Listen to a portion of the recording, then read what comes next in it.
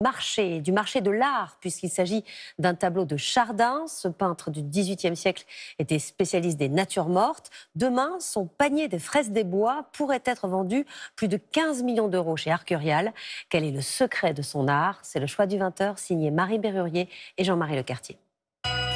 C'est une petite pyramide de fraises, seulement 38 cm par 46, mais c'est l'un des grands chefs-d'œuvre du XVIIIe siècle.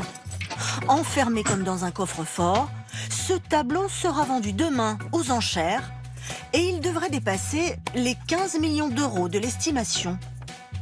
Alors pourquoi ce panier de fraises des bois, tout simple, de Jean-Siméon Chardin, a-t-il si bien traversé le temps jusqu'à nous? C'est le choix du 20h.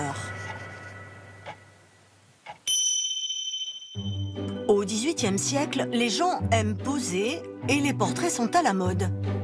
Rien à voir avec Chardin. Dans son appartement parisien, bien au calme, il met en scène les objets du quotidien. Une pyramide de fraises au centre, un verre d'eau à gauche. Une pyramide de prunes au centre, un verre d'eau à gauche. Une cafetière au centre et un verre d'eau toujours à gauche. Et autant un portrait à prêter en costume 18e, ça nous paraît lointain, autant un verre d'eau et une poire, ça nous parle beaucoup plus. Et c'est toute la force des natures mortes de Chardin.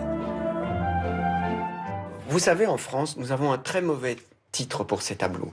Nous les appelons des natures mortes. Il n'y a rien de mort ici, tout est vivant. Les Anglais parlent de still life, la vie qui dure. D'ailleurs, Chardin a un truc bien à lui pour donner vie à ses tableaux.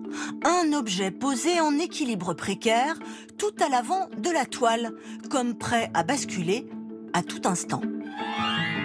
Un plateau d'huîtres, le petit oignon devant la cafetière, ou cet œillet à l'avant des fraises. En fait, Chardin l'illusionniste nous raconte toujours l'instant d'après. Et il va fasciner les peintres des 19e et 20e siècles, Monet, Manet, mais aussi Picasso. Tous se sont inspirés à leur façon des jeux d'images de l'illusionniste Chardin.